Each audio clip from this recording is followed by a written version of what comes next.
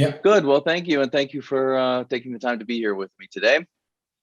Our topic for today is looking at culture across hierarchical levels. So that's sort of the boiled down title.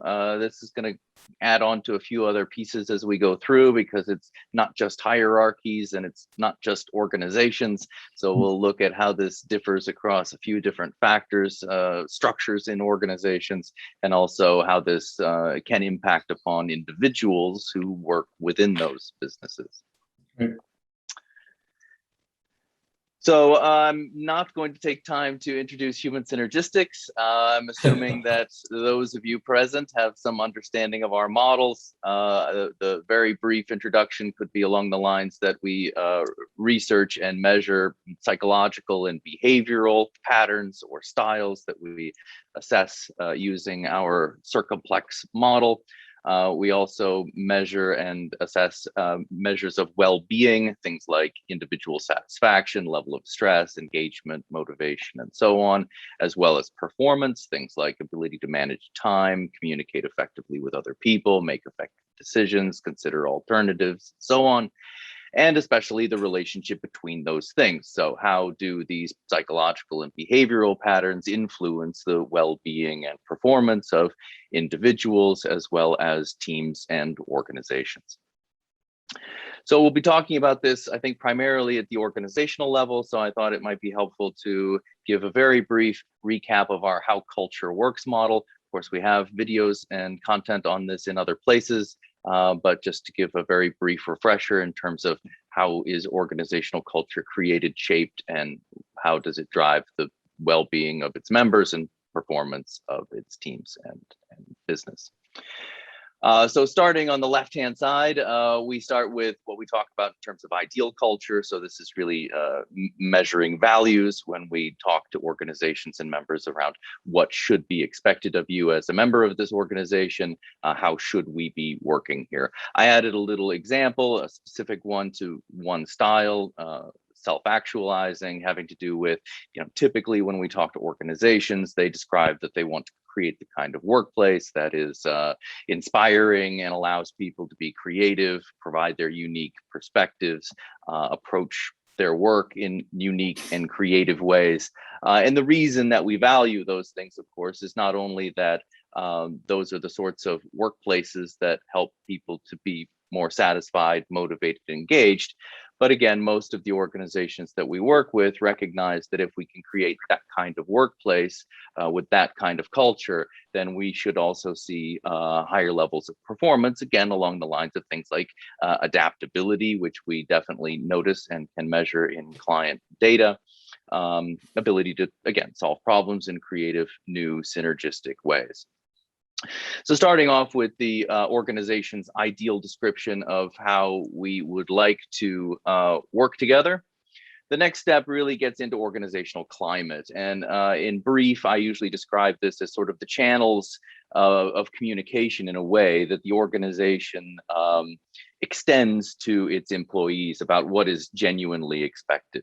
So these are systems and structures that have to do with things like communicating what goals are, what is expected of members, rewarding and reinforcing behavior and performance that is positive, and so on. So what we're hoping to see, and the way this functions in reality, is that if we describe the fact that we would like a creative workplace where people can bring their unique ideas and perspectives, then those ideas need to make it into our philosophy statement. So we need to say something about the fact that this is a creative and adaptive organization, and that's the kind of place that we're working to create. And while most of the organizations that we work with have gone that far, unfortunately, a lot of times we don't go far enough. So it's not enough to tell your people that you're expected to be creative, but we need to align other structures and systems and practices within the business to clarify that message and reinforce that message. So we should have structures toward the top, things that communicate why creativity is important, how it's going to lead our organization forward. Members need to have the ability in their job and in their role to think creatively, to try new things, and that needs to be allowed for within how we design things like job design and structures in the business. We also look at things like systems. So what is recognized, what is rewarded?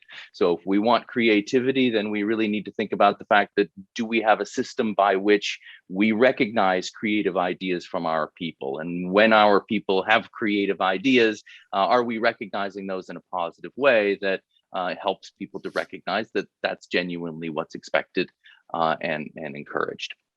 The last section, because it's so impactful down here in terms of skills and qualities, we also look at factors of leadership. A very nice example, again, if we expect and strive for an organization that is creative and adaptive, then we as leaders should be role modeling those behaviors. I as a leader should be thinking creatively, trying new things. My people should see me doing that in my role. And I should be, again, communicating and recognizing when that kind of behavior is exhibited. If we do this, if we can create those channels and design organizational climate and leadership in ways that communicate and facilitate that creative behavior that we aspire toward in the first place, then we will see it within the organization's current culture. When we ask members what they genuinely believe is expected of them, they will say, I am expected to be creative and unique and bring my personal perspectives to my role as a function of the fact that we have communicated that expectation positively and consistently and facilitated that behavior through the design and leadership of the organization. If that is the case and that constructive culture persists, then we have people who are truly approaching their work in creative and unique ways, and that bodes well and correlates quite positively for what we describe as outcomes, primarily aspects of well-being. So hopefully this is not a big surprise, but if you can create an organization and a culture in which people genuinely approach their work and interact with one another from a perspective of creativity and individuality, you'll find that those individuals will tend to report that they are more satisfied. They feel that they're able to fit in more easily to the organization. They feel that they are heard. They actually trust the organization and its leadership more highly. They're more engaged, so on and so forth. So those patterns, again, quite positively impacting the well-being of your people. But again, hopefully shouldn't be too much of a stretch for the imagination to imagine that if we're approaching our tasks and one another in creative and unique ways, then not only is that bode positively for our well-being as members, but it tends to be very positive as well for our performance. We find this again in individuals, teams, and organizations, that the more we approach our work in these unique and creative ways, the more effectively we are able to do things like consider alternatives, weigh consequences versus opportunities, learn from mistakes, and so on. Perform effectively. Adapt, by the way, organizational adaptability is an outcome we've been looking at for over 40 years, and it's strongly correlated and predicted by the ability of members within the organization to genuinely think in unique and creative ways. So this is the system by which we understand organizational culture is shaped and created, and how those patterns play out in terms of driving the performance of individuals, teams, and the broad business. With that understanding of this model, then the next point, or the area of focus, I guess, or the most likely area for there to be what we call a culture disconnect, is within the organization's climate. So the title of this slide, Miscommunicating Culture, I think is really what we find a lot of organizations do. In fact, I think in every organization, we find, at least to some extent, there is a gap between the way we are currently doing things and the way we ultimately say, in an ideal case, we should be doing things. The reasons for those discrepancies typically lie within the organization's climate. Again, we're encouraging and creating and communicating things that are inconsistent with the values of the business. An example of that, again, if we want those creative, unique ideas, but we don't allow members to have the kind of autonomy in their role to even think of how things could be done differently or how we might improve. If we have no systems within the organization to hear from employees, if people have ideas, how do they even communicate them? And secondarily, does the organization have any system to recognize those ideas and positively reinforce them? If not, that again, is sending an inconsistent kind of message and miscommunicating what we expect. If we expect that creativity, then are leaders encouraging it? Are they role modeling it? Are they fostering and facilitating that? Again, if not, then we end up with an organization's climate that is miscommunicating the actual values of the business and the true expectations. The result is an organization's culture that is inconsistent with the values of the business and also inconsistent with the kind of well-being and performance that we aspire toward in this organization.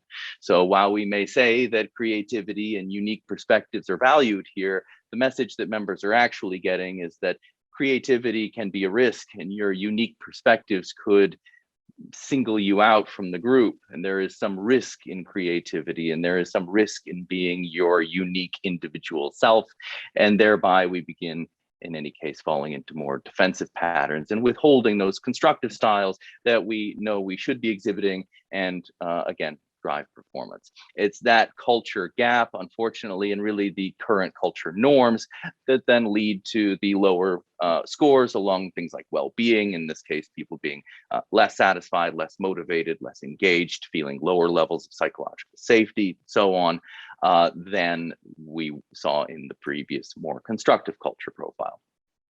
This lack of creative, unique perspective will also cost the organization in terms of its quality, ability to solve problems effectively, notoriously the organization's ability to service customers and adapt to the changing needs of customers, the extent to which we're listening to customers, and general organizational adaptability is strongly predicted by the extent to which there is a norm in your business throughout the system around thinking in creative ways, planning ahead, considering alternatives, and learning. So this is where organizations ultimately, unfortunately, miscommunicate their culture, typically realize this when they recognize that teams and members are approaching their work and interacting with one another that are in ways that are inconsistent with what we're talking about in our value statement. And we see symptoms at the outcome level, well-being and performance criteria that are not KPIs, that are not perhaps what we would have hoped for our business. So that's how these cultural disconnects tend to happen, and won't spend much time there, but the point being that this is then, once we understand this with good data and models and measurement, then with a level of detail, able to work with organizations and begin to kind of clarify and align those leadership and climate factors so that they are consistent with our values and aspirations, and we can guide and shape the organization's culture toward that more constructive norm, and again, improving the performance and well-being of our business and people. So that's how this plays out in high level. Again, that was the review. So let's talk about this hierarchically. So I put a little title on this slide, when the culture of an organization becomes the cultures competing within an organization. So I'm talking about this hierarchically, and I might mention this again, but it's not limited to hierarchy. So when I talk to organizations about measuring their culture, I always try to find places in the organization where the cultures may differ. Hierarchical levels are quite likely candidates, as are functional areas, locations, reporting structures, and others. Hopefully, the content I'm about to give you will give you some framework to sort of understand why and where different subcultures may be likely within an organization. All right, so starting from our how culture works model, while that model is true throughout the organization as a whole, and really that's typically where we tend to focus is on all of the data and the overall profile, because that overall culture of the business is what is primarily influencing the overall level of well-being and performance that we see amongst members and teams. It is also true that this entire model essentially plays out within sub areas of the business. In this case, we'll talk about hierarchy. So I took the classic pyramid diagram there to talk about hierarchies, just a few simple cuts. The idea being that really when we think about it, there are values that we have throughout the organization. But again, in terms of climate, those values are communicated, facilitated, encouraged, and enabled, oftentimes through slightly different climate factors. That in itself results in differences in terms of what we believe is expected of us, of members of this organization, across a variety of hierarchies. And interestingly, and in many ways, unfortunately, leads to significant differences across aspects of well-being and performance as well. So how this actually plays out, just to fill this in, what we typically find, a nice common starting point, is that when we ask members of an organization, whether they're in leadership, management, or staff level positions, they consistently describe those blue patterns of healthy psychological and behavioral patterns as being ideal and appropriate. For a lot of clients that we work with, this is a real kind of starting point, because before we start talking about what are the problems, what are the challenges, and what are the differences within the business, it's a very nice starting point to start thinking about where are we going, what are we trying to create, what can we all agree upon, what is the objective goal that we want to move toward. And again, a very nice thing to show the consistency across levels that really we all want. And this is not only true across hierarchy, but you'll find this is true across functional areas, reporting structures, and even to a great extent, regional locations and global locations. We're all describing fundamentally the same kind of constructive norms as being ideal and appropriate. The disconnect begins to come in terms of organizational culture. So in terms of climate. So I'm actually including graphs here from one of our reports. If you're not familiar, there's a lot of detail here, but I'm going to boil this down. All of those factors within the organization's climate that I mentioned before, mission and philosophy, structure, systems, technologies, skills, and qualities, are broken further down into 31 independent factors that we assess in organizations' climate. And essentially what we're doing is assessing those factors to see the extent to which they are facilitative in nature, and those would be represented by the blue bars extending upwards, meaning these are climate factors that are communicating to members what the goals are, what is expected of you, how you should approach your work, what is good work, and those types of things that we need to utilize in the business in order to encourage, my hand is disappearing, to actually encourage those constructive norms that we value. The red bars extending downward are a few climate factors that are in this case what we describe as inhibiting, meaning they're sending those inconsistent, miscommunicating messages, and those factors will be reducing the extent to which people are able to behave in those preferred and most effective blue ways, and unfortunately encouraging what we describe as defensive, ultimately to some extent counterproductive behavior. What becomes interesting is, again, the fact that those strategies, systems, and practices within the business oftentimes differ across various hierarchical levels. And that's precisely what we're seeing here. I've seen this play out in hundreds of different ways. There does seem to be a general trend that climate factors tend to be somewhat more facilitating at higher hierarchical levels and somewhat more inhibiting at lower hierarchical levels. But it's part of my, what I find so fascinating about doing this work is that every organization is different in how these factors are structured and designed, and really why, and the consistency with which they're applied across different demographics, in this case, hierarchies of the business.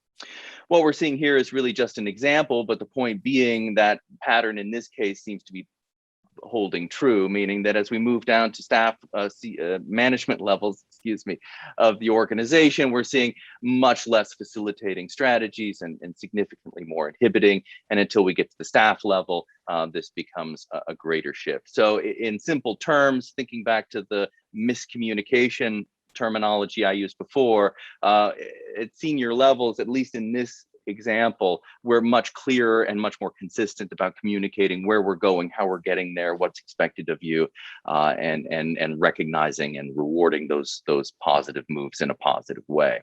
At lower hierarchical levels, we're much less consistent and clear about doing those sorts of things, and when we implement those strategies, they're oftentimes more negative in their focus. So we're focusing less on communicating what are the goals goals and where are we going and what is expected and what is good work. And that these sort of more inhibiting factors, we're focusing more on communicating what mistakes you should not make, what is not your job, what we don't want to hear from you, a different kind of characteristic of climate. And unfortunately, it's those sorts of things that, again, are inconsistent with creating the constructive norms that we. All right, so, and that's very much what we're seeing here. Now I'm gonna just squeeze this down so that it fits graphically in here, and then we'll start to look at the effect that this has across culture. So again, at the top levels where we're most facilitating and consistent in our communication of what is expected, we get the most constructive and consistent culture profile with what we aspire toward. As again, the climate sort of deteriorates or at least becomes increasingly inhibiting and less facilitating, so too does the culture follow that pattern. Essentially, people are approaching their work and interacting with others in ways that are consistent with the messages that they're getting from the organization about what is actually expected of you. And this, again, is where that disconnect not only takes place, but differentiates quite significantly across various structures of business.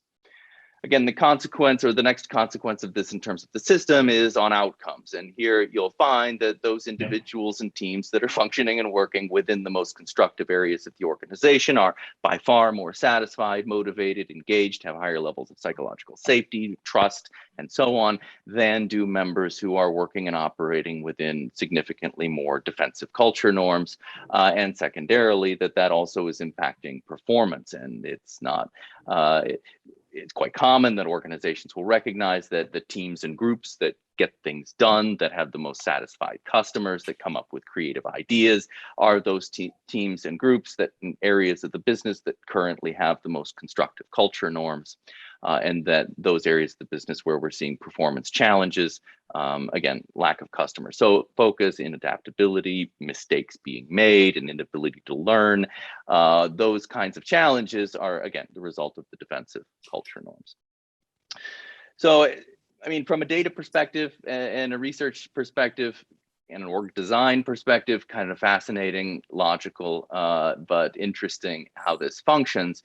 From the organization's perspective, this sort of thing, and what I mean by that is, you know, different cultures playing out in different parts of the business tend to have their own inherent challenges.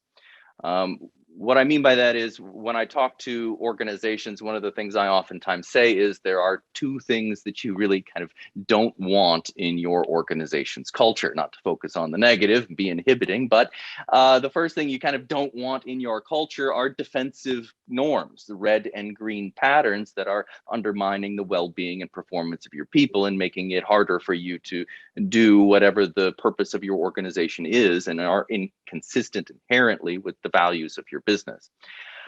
You don't want those patterns going on. The other thing you really don't want, I believe, are subcultures, or at least significant subcultures within an organization that are inherently different to one another and thereby make it very difficult for organizations to work within the organization. A great example of this, and it very much along the same lines, is concepts like siloing.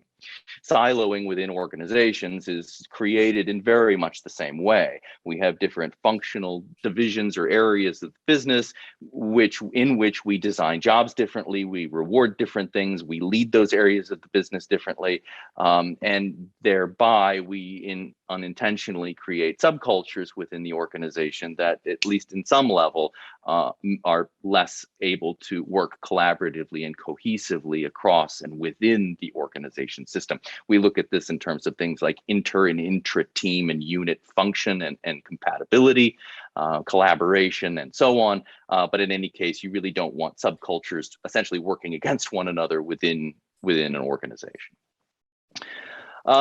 So I've tried to put this into a few clear points. So the first challenge with this sort of thing is what we're looking at is inconsistent with performance and well-being, meaning we created some constructive cultural patterns in certain parts of the business, but not consistently. And it's not particularly positive, or at least I would view it as a challenge when we look at organizations where we have high levels of satisfaction and well-being in certain areas, but much different responses in other areas. And that kind of variability is a challenge.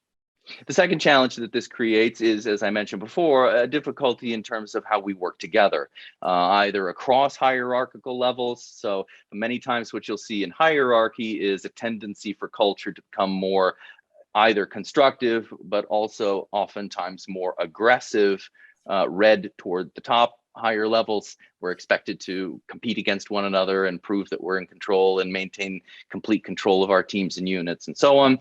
And we then find increasingly passive norms toward lower hierarchical levels of those organizations. They sort of become red toward the top and green toward the bottom. And really what you're looking at is a transactional relationship playing out culturally across the hierarchical levels of the organization. And that inherently makes it difficult for us to work together, either across hierarchies or with reference to what I was mentioning before, if those differences especially are across functional areas, units, kind of siloing locations issue.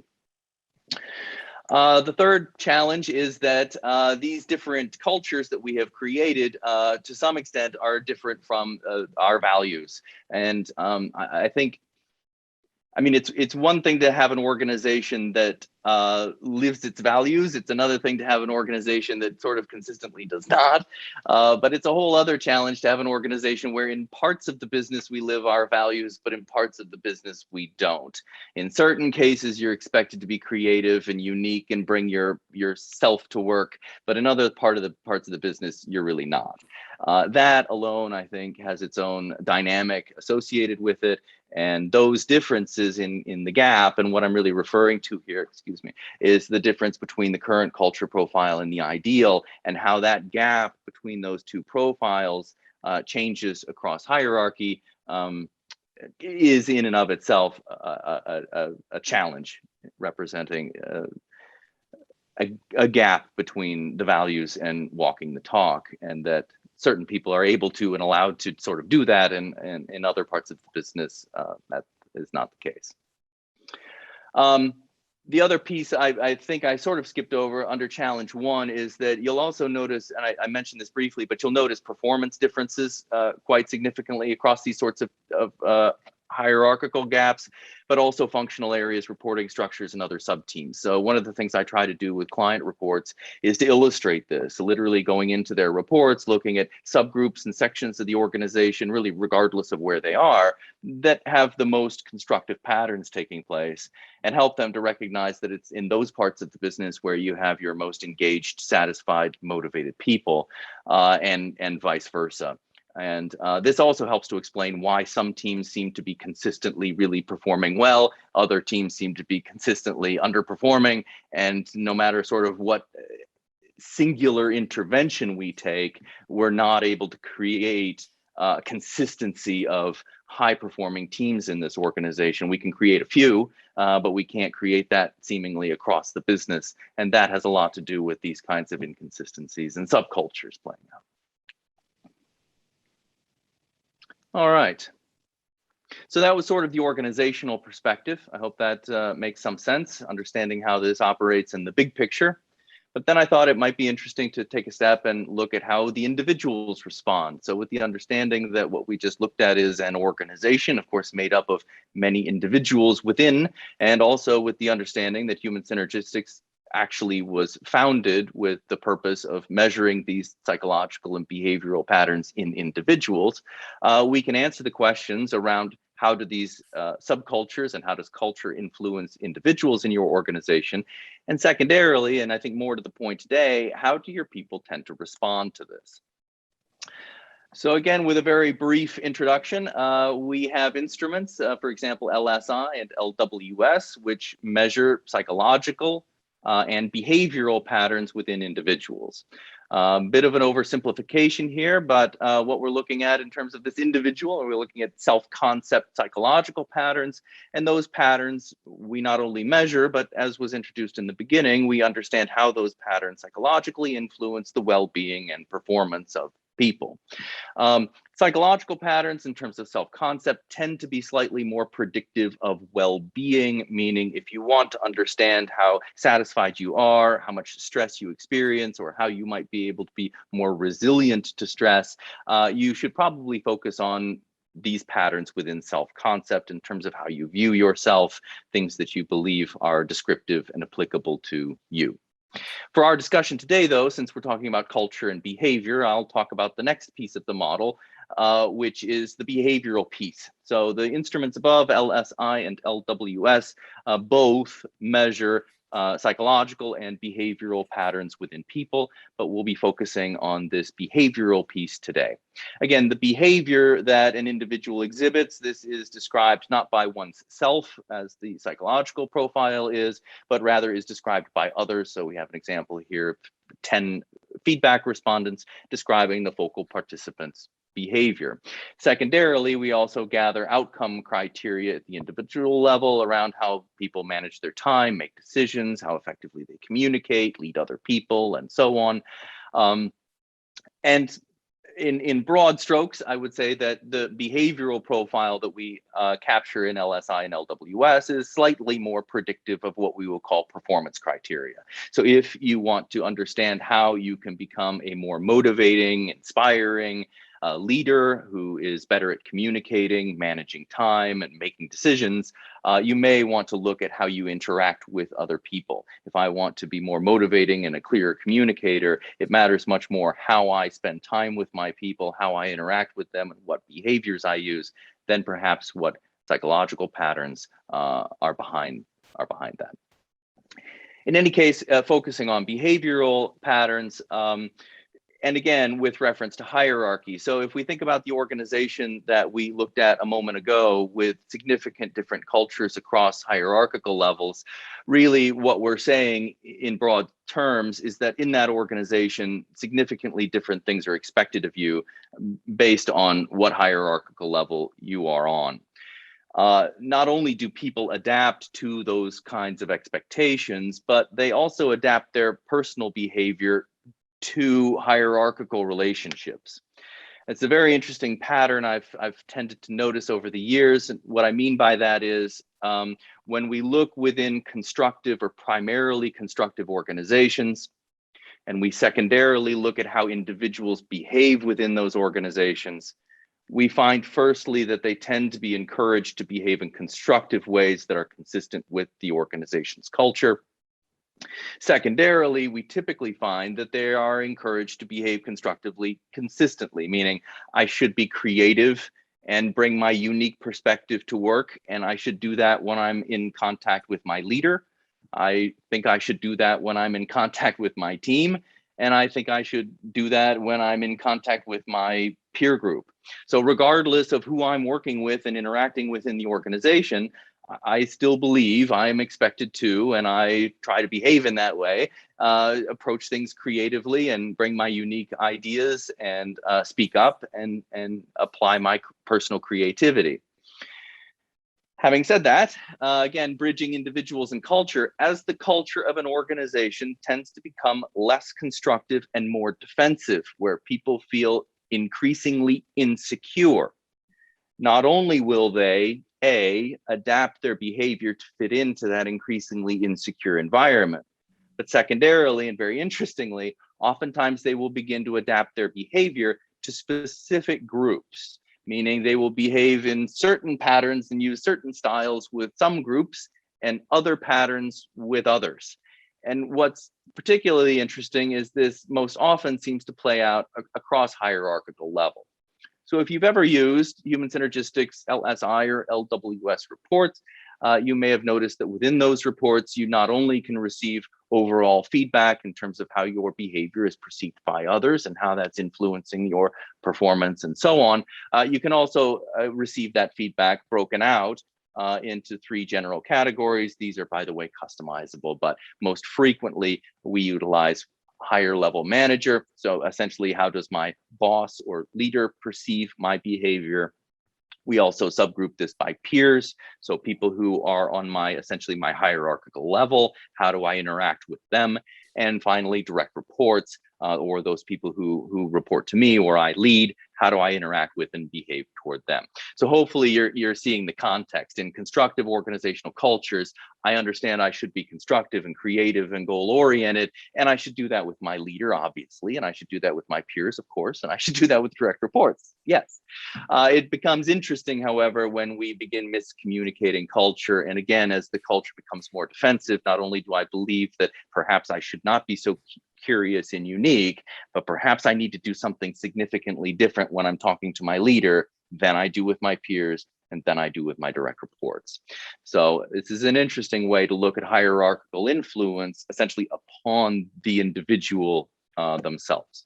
What we have here are actual profiles and broken out in precisely that way.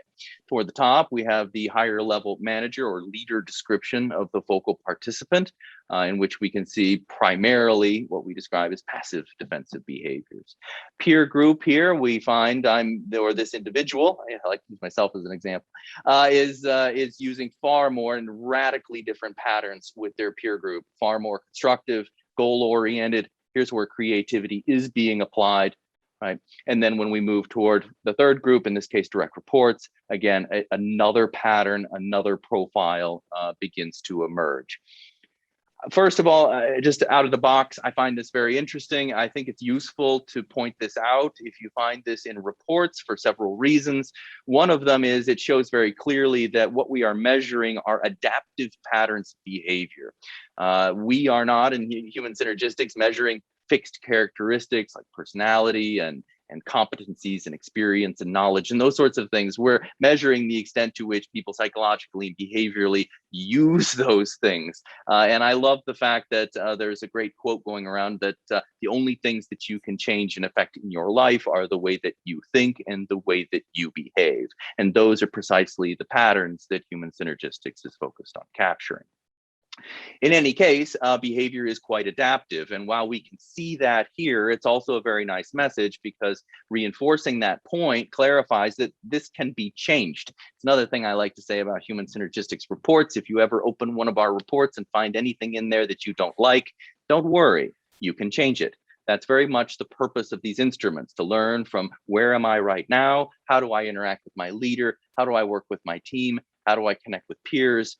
What does that tell me about where I am right now, and what can I learn from this, and what can I do differently in order to more consistently perform and have higher levels of well-being and healthier social relationships and so on and so forth. These are quite significantly different, and you can imagine, and really we can capture the kinds of descriptions that this will lead to, meaning this higher level manager toward the top is not only describing this individual in terms of behavior, but the feedback that they're providing in terms of performance is also along the lines of this individual, and this, you can tell this from the profile, but tends not to put forth unique ideas. They tend not to think creatively. They are reactive rather than proactive.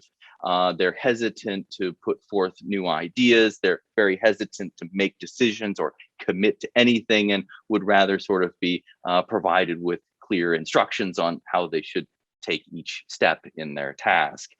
So you'll tend to see lower scores in performance with regard to things like ability to make decisions, work towards goals effectively, sort of get things done. You'll get very different feedback from this peer group in which the individual is utilizing strong, high frequency and strong extensions of goal-oriented and creative and also constructively interpersonal behavior. Here, these people are experiencing someone who is goal-oriented and is creative and does speak up and does try new things when they're interacting with this group. When we come down to direct reports, again, another different perspective. In this case, the leader is being described in much more aggressive defensive terms along the lines of power. So here we're seeing a person who behaves in more controlling ways, making sure they know everything that their people are doing, have control over their sphere of influence, what decision people are making. People have to check with them before they can take action, and those sorts of aggressive defensive patterns, which lead to outcomes which will be different at this level than others. In this case, this person may be described as being abrupt, controlling, somewhat stressful to work with, critical, unclear in their communication. They may tend to withhold information. And it's, again, quite interesting because in a lot of ways, especially when people coach these kinds of profiles, it almost sounds like you're talking about three completely different people. These kind of extremely different patterns are fairly rare. Again, they're more rare in organizations where the culture is defensive and people feel insecure, but they're very interesting, I think, again, to understand in terms of why these patterns may arise, and again, what consequences they have. Another sort of interesting piece about this, whoops, I didn't put it on the slide, is that we sort of suffer from the same challenges at the individual level that we did at the organizational level, right? Remember, challenge number one for organizations was we have really inconsistent performance. Some teams seem to be consistently doing great work and others are not, and others are quite variable and we're not sure why. We're actually seeing the same sort of thing. In some contexts, this person is a great high performer who gets things done and brings their creativity to work, but in other contexts and in other situations, they really don't. So very inconsistent performance in terms of how this person fulfills their role. Another challenge is the subculture issue, right? And that really does become a challenge, especially if this person is a leader. And in that case, they are not only role modeling these behaviors, but encouraging these kinds of behaviors in the teams and people whom they lead. And again, when we start encouraging inconsistent patterns, that tends to make it more difficult for us to collaborate and work effectively together. The final challenge within those three was the gap between the values and the ideals.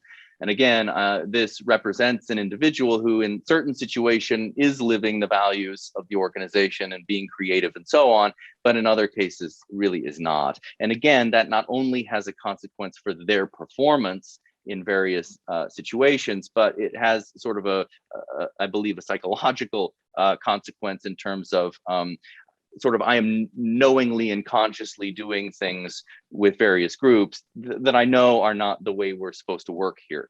And that sort of cognitive dissonance between the business values and my values as a member of that organization and how I actually approach my work across different groups becomes a challenge as well. Good. So I hope this helps to provide some visual context to understand how, not only how these patterns play out, but sort of how differences in culture and differences in employee behavior can be created. At the end of the day, again, hopefully we can learn from these things and work to create more consistent, constructive cultures and behavioral norms. And that has a lot to do with, in organizations and teams, reviewing how we lead our team, the processes and systems that we have in place, leading our people, recognizing their performance, encouraging them towards goals, facilitating their communication to make sure that those factors within the organization's climate, I do have a graphic, are consistent with the sorts of things that we talk about so that we can consistently and clearly communicate the culture that we aspire toward and are on the journey of creating. Well, thank you so much for taking part. It was lovely to have you guys here on the call, and yeah, we'll be doing this regularly. By the way, I think it's every Wednesday, every other Wednesday, doing a little Wednesday call, and we'll record this, and you probably will find it on our website. So if anything here is helpful. All right. Thank you a lot, John. Thank you, guys. Have a great day. Bye-bye. Very nice. Thank you very much. Thanks. Bye-bye. Bye-bye.